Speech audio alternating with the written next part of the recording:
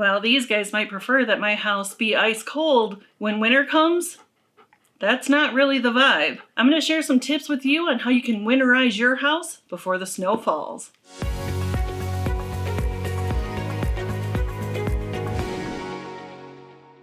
Drafty windows.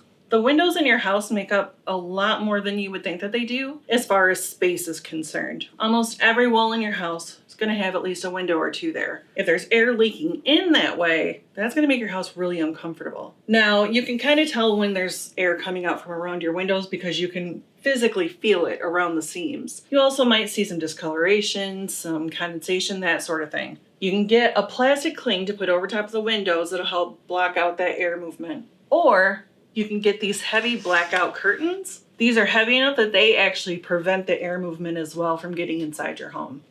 Now, you might be one of those people who, no matter what the temperature is outside, you're gonna come out and you're gonna grill. There's nothing wrong with that. But in between those uses, especially in the winter, you're gonna wanna keep this covered up. A nice tight cover is something that's useful just to keep it protected from the elements so that your grill will last as long as your house does. Now, another thing you're going to want to do before the snow flies is you're going to want to clean your gutters. So luckily at this house, there's actually a cover over top of the gutter, and that keeps any kind of like leaves, twigs, any kind of debris from really filling these up, so they're really easy to clean. Now, you're going to want to get a ladder, of course, safety first. Climb up there and make sure that you clean it out. Some people put on gloves and do it by hand. Other people use a power washer. Whatever's easiest for you is the best way to tackle it. Another really good tip, and a lot of people forget about this, is making sure that your outside faucets are shut off. In the winter, when the temperatures drop below freezing, this can actually freeze. The pipes that are inside this wall that connects to it, those can freeze too. Then you're going to be worrying about whether or not they're going to burst, or what kind of issues that can lead to. So to avoid any kind of damage, make sure you shut these off before winter hits.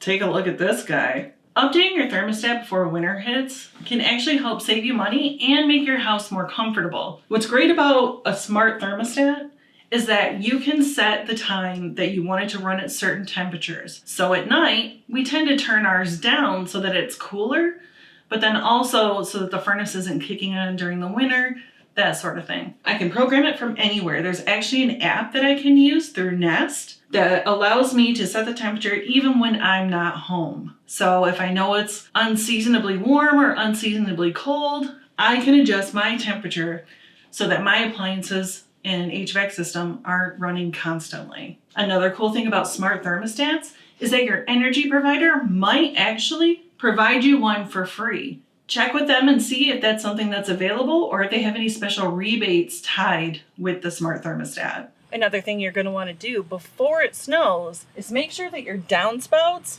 aren't just pushed against the house or facing the house. With a downspout like this, as you can see, it's right next to the house. And you don't want that water or snow melt to run up against this because it can damage your foundation. What I have here is a tube, and we're gonna put it right onto the downspout.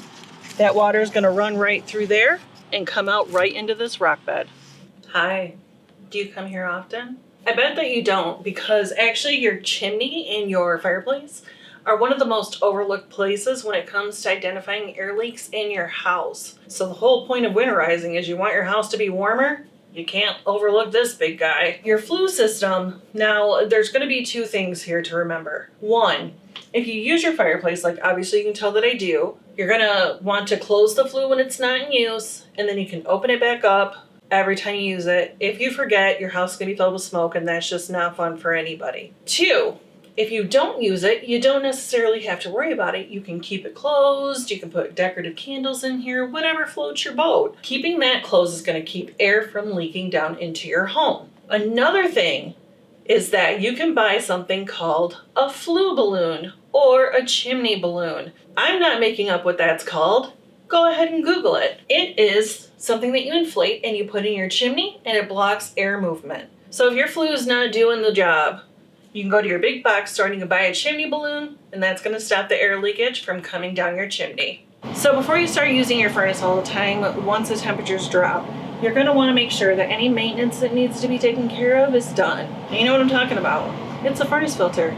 We all forget about it, but before you start using your furnace regularly, it's something you need to take care of. Now luckily, mine's pretty cut and dry and easy to find. We just remove the panel, and then I pull the old,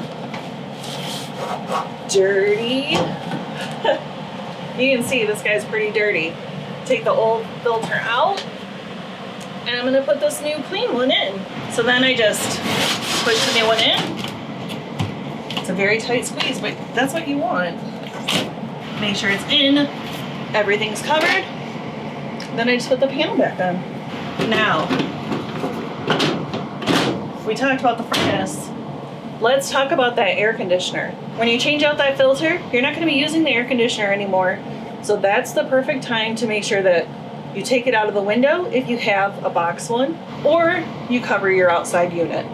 Finally, the best way to make your home energy efficient is going to be by creating an air seal. And you're gonna wanna make that air seal seal your entire building envelope. That means from the very top of the house in the attic, through the walls, and into the crawl space or basement to make sure everything is enclosed. That's gonna keep the outside temperatures out and that nice, comfortable air that you pay to treat inside where you want it. It's also gonna prevent your furnace and air conditioner from running constantly to try and maintain a comfortable temperature. While my huskies have abandoned me because I winterized the house, at least I know this winter, we're gonna be nice and toasty. I'm your building science brainiac reminding you to bring a little science to every project.